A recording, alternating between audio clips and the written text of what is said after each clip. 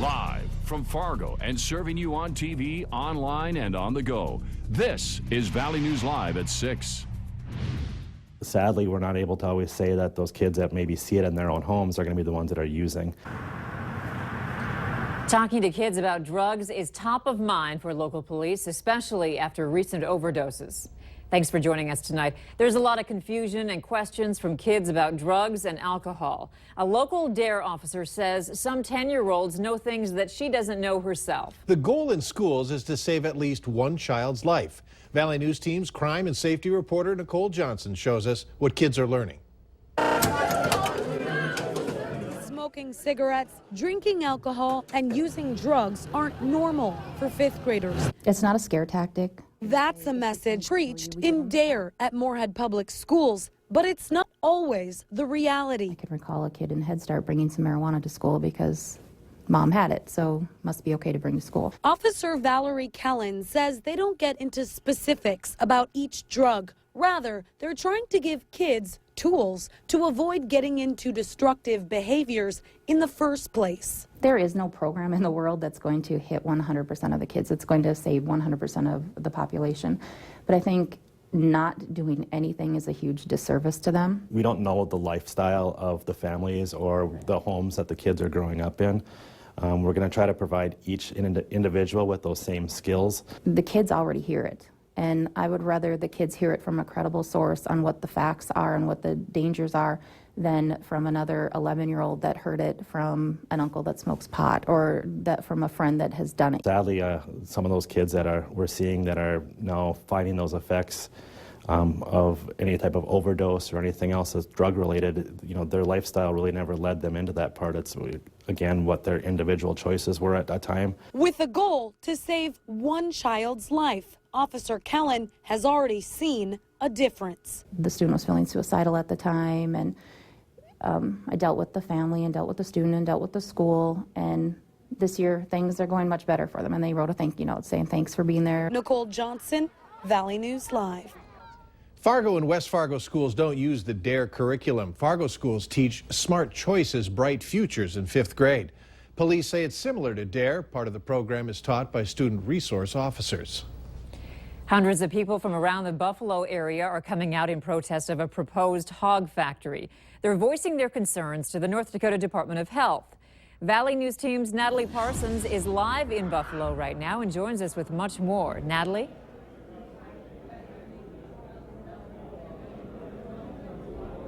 The hearing just ended a short while ago, and testimony started at 2 p.m.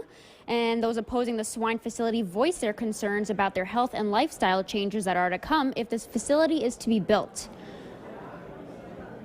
At max capacity, the facility will house 9,000 sow, and people are concerned about the stench it will bring to not only the rural town, but those around it. Residents are also not happy that it will be a large industrial facility coming into an area that thrives on local family agriculture. It has the potential to cause great harm to the neighbors. It has the potential to cause damage to the environment, and it also is just not a sustainable way to raise animals.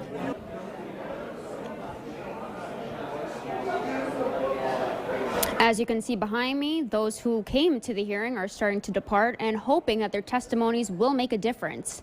In Buffalo, North Dakota, Natalie Parsons, Valley News Live. All right, thank you, Natalie. And we'll have much more on this story tonight on Valley News Live, 10 at 10. I was thinking about taking down my Christmas lights this weekend. Now I'm wondering if I should plug them back in. Let's head over to Hutch for a first look at tonight's forecast. Hutch, more snow?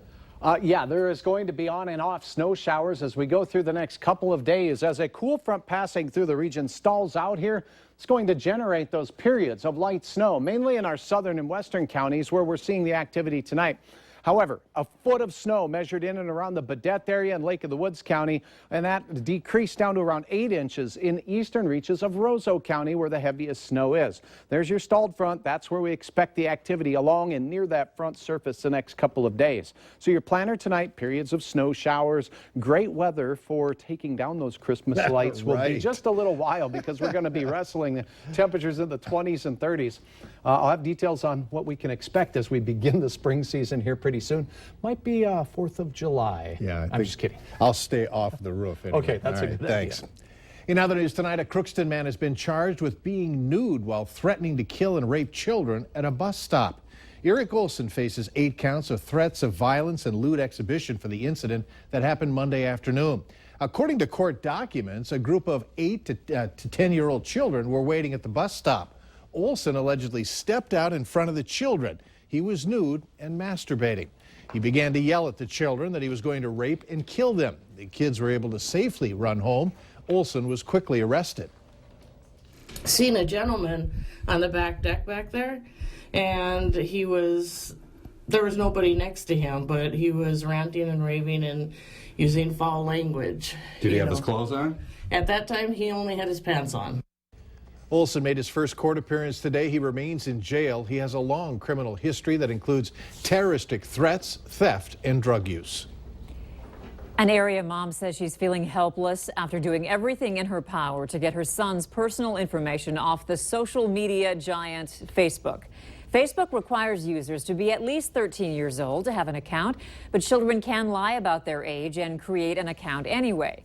And that is what Melody Anderson's 12-year-old son with special needs did. Anderson says she has reported the account several times to Facebook and again when we were with her. She says it has been about a month now and the account is still up. Facebook says if the information in the report is verified, they would remove the account promptly. I was hoping promptly meant within a few days, 5 days to a week. Yes, they're a big company, and so I didn't expect that it would be an hour, but I think that 7 days, even 7 business days, would be fairly prompt. We contacted Facebook about Anderson's situation. A spokesperson from Facebook says they do have a 13-year-old user policy. They also asked for Anderson's son's Facebook account URL. Melody Anderson reached out to our whistleblower hotline for help. No classes today for a rural Minnesota school district. Cloquet Public Schools says the district's computer system sustained a viral attack. It shut it down. Valley News Team's Bradford Eric talks with a national cybersecurity expert about how big of a deal this really is and how vulnerable your children's school might be.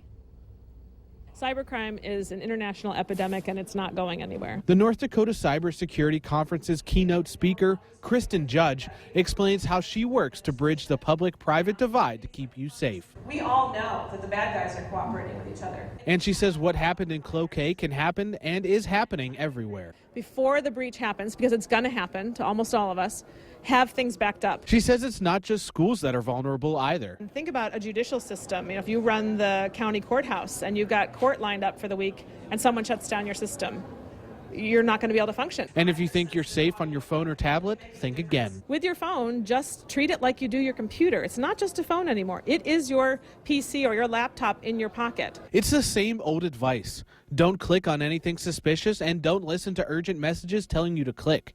Judge's rule for parents is that you need to be open with your kids. Be engaged with them and have conversations around it. You just have to be engaged right now because they're overwhelmed too. And she adds it's up to parents to make their children feel part of the family, meaning they won't seek acceptance from strangers in cyberspace and won't fall prey to sexual predators. Bradford Eric, Valley News Live.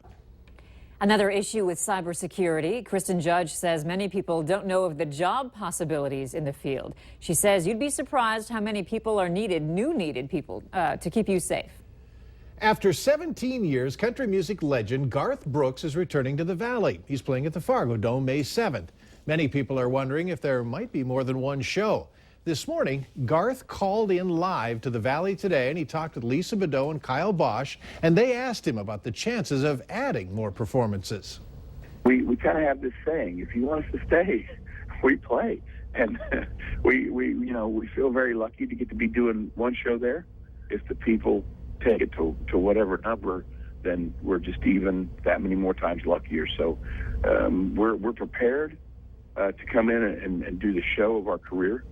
If we get to do more than one, then like I said, the luckiest people on the planet just got luckier. Garth has played multiple shows in Fargo in the past and on most dates of this tour, so there is a chance that it might happen again. Tickets for the May 7th date go on sale at 10 o'clock tomorrow, 10 a.m. tomorrow. Garth told Kyle and Lisa this morning that he hopes fans will be patient if the system is not moving as fast as they want it to. The Fargo Dome has already disabled some sections of its website in anticipation of thousands of people logging on to get tickets. And there will be thousands. Wish you would have called us. Right. Yeah. Come on. Maybe next time. We're here. A little snow didn't stop dozens of young runners from taking off this morning. Details coming up later on Valley News Live at 6. All right, snowfall across the valley ranging from a foot in portions of Lake of the Woods County. Snowman making material in Pembina and Bemidji. A few flakes, Bemidji and Point South. As we head into the weekend, on and off snow showers will continue. I'll tell you when we may warm up right after this.